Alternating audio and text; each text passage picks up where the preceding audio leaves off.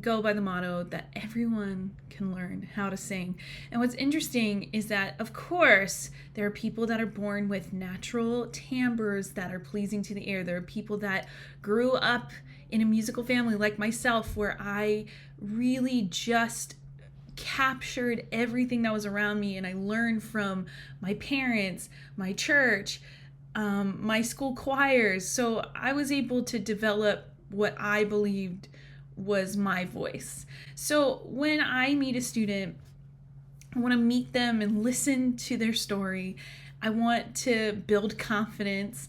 I want them to learn what flow-based singing is, rather than, a lot of times we talk about the use of the diaphragm and the abdominal muscles, but really we forget that it's really all about the flow, the ease, and the artistry and the musicianship. And so like when you start breaking them down like that, you go, okay, it's not me taking a piano up a hill for a big belt, but it's more us trying to allow us to find our voice in these different colors and timbres that some have never even played with before.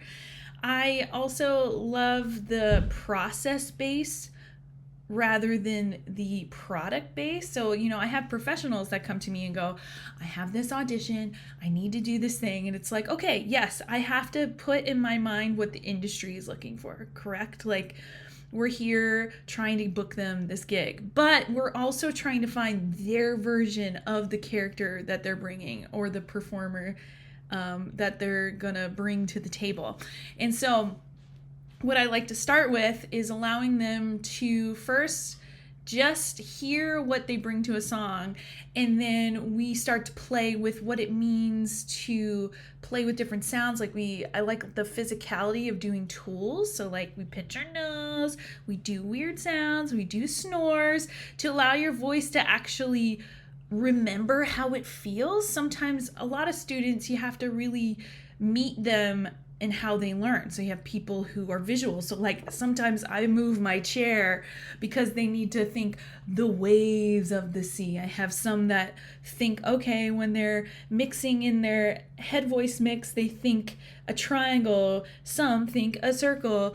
I have people that need to hear the example and try to match it. But I ask them if a learner is like that, I ask them, okay, well, yes, you can match what I do, but I need you to be able to do that and remember that feeling over and over and over again, because our bodies are different and we're doing it very differently depending on how big our vocal tract is, how big our vocal folds are. Our body is the whole instrument, and so you also have to make sure that you're leading them in the right direction. Our kinesthetic learners, which is me, is I love when we're talking about resonance. Of course, I'm not asking the student to be nasal when they sing, but a lot of times I get these belters that only belt from the mouth out. And so when they start to learn, I have this whole other apartment too of my vocal tract, then they just go, wow, I have bigger sounds without killing my throat. And you're like, yes, that's it. And so you really have to, again, meet the student where they are. I have met a ton of different ages, a ton of different levels. I teach all the genres. Of course, I have more of a favorite genres. Country is not my friend, but do I teach it? Sure. I love teaching opera. I love teaching musical theater. I love rap. I love rock. I love pop. I love all of the fusions, jazz, anything that you can name, I've taught. But what's cool about these singers that have never played, I have a musical theater singer who has never sung pop, and they had a pop audition, an 80s pop audition, and 80s pop's very different to pop now, and it's all about what we're doing with our embouchure, what we're doing with where the sound is going in our vocal tract. It's the vowels, so we get to experiment and find what their pop sound is or their rock sound, and it's fun. It's a blast. I have students who they're diamonds in the rough. They do not know how to match pitch, And what's interesting about these students is a lot of times there's a psychological component where they've been told that they can't sing, a parent's told them, a friend, a teacher. A lot of them have these stories. And so what's interesting is a lot of them come to me going, I want to prove them wrong, or I want to just make sure, were they correct? And we're healing people with music with this thought of, man, if we just meet them where they're at and just find, okay, what's their natural voice? And so I'll let them sing and I'll find it on the piano. And then we just start with little half steps up and down just to like find, okay, like we're building a foundation. And then as we go, as they get more confident, we'll do bigger intervals.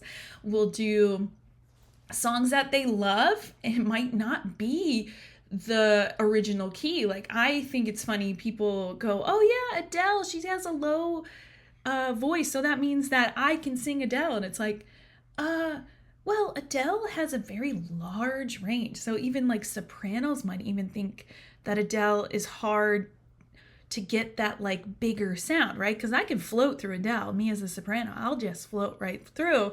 But it's interesting to sit with a student that was told that they couldn't sing, and then we find the key that works. It could be 5 or 6 half steps lower, but hey, if they're matching all of the patterns and doing it well and confidently, even if it's just a chorus, like they get a win, and it's just so exciting. So like I have a good amount of students in my studio where they started and said, I was told I could never sing, and now I have one that's releasing music. I have 3 that have participated in recitals that I have hosted in the past, and I have some that just feel like childhood trauma was healed. So it's an exciting place to be as a teacher to help them through. I think with ages, adults, some of them come and they just want it. It's a hobby.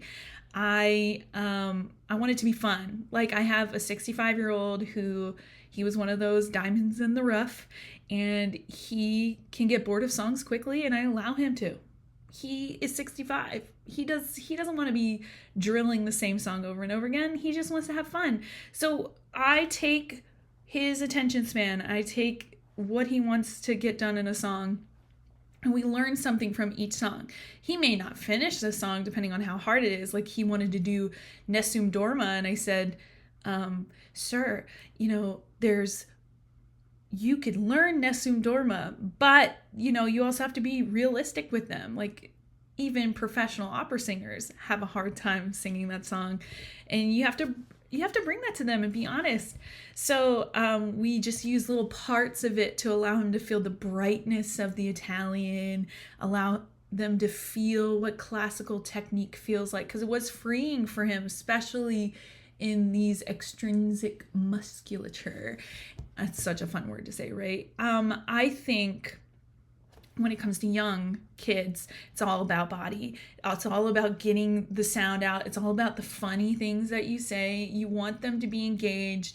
Even going through the question about how you keep someone who is bored and unengaged. It's talking about playing games. It's talking about physicality. It's talking about how can you bring that physicality. You could be jumping jacks on rhythm, patty cake type of deal.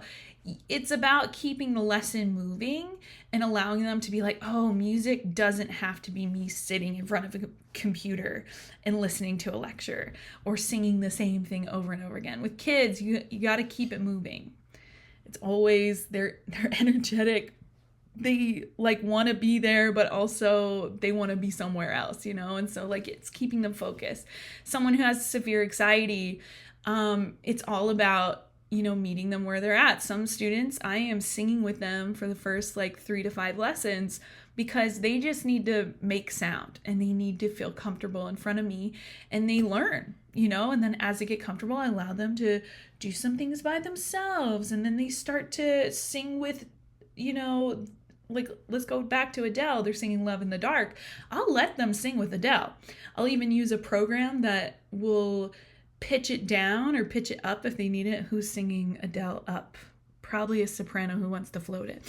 But meeting them where they're at their level, allowing them to feel safe. It's always about learning in a safe environment.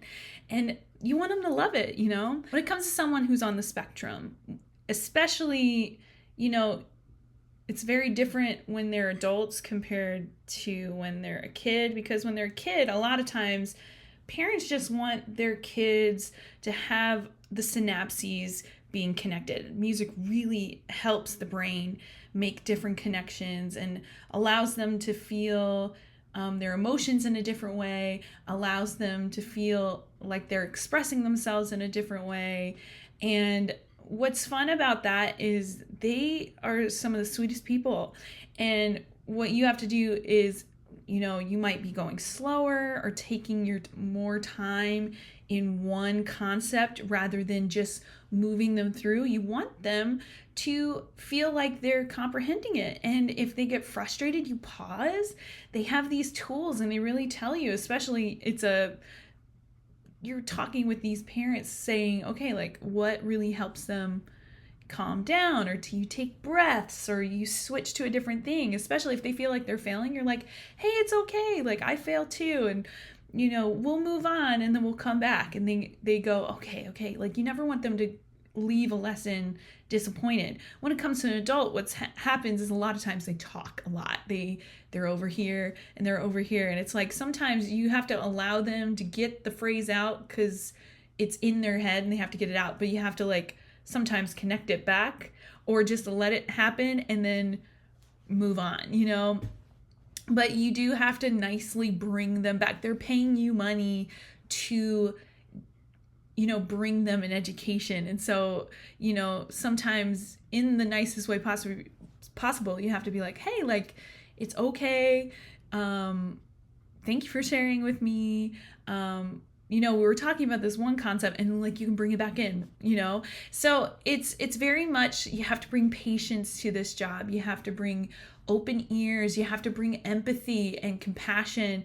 For like, I had a student going through a cancer diagnosis and radiation, and we started asking each other, okay, where's our level today? Because sometimes if I push too hard, they'd shut down. And so it's like, hey, where are you on a scale from 1 to 10? And if they said 3, we are going to just make sound and have fun. And maybe I'll give one concept where they feel like they can conquer. When you're building a lesson and goals, you have to be realistic. You know, there are students that want to belt like Patti LuPone, and you're just like, well, she's a unicorn. Not many people sound like her. You have people that want to sound like Ariana Grande. That could be a little bit easier just because she floats a little bit. But again, with those whistle tones, you have to, you know, we go, okay, I'll give you a warm up that we can play with and we'll experiment. But like, you know, she's worked her entire life from little girl to, I think she's around my age. I think she's like 32, 33.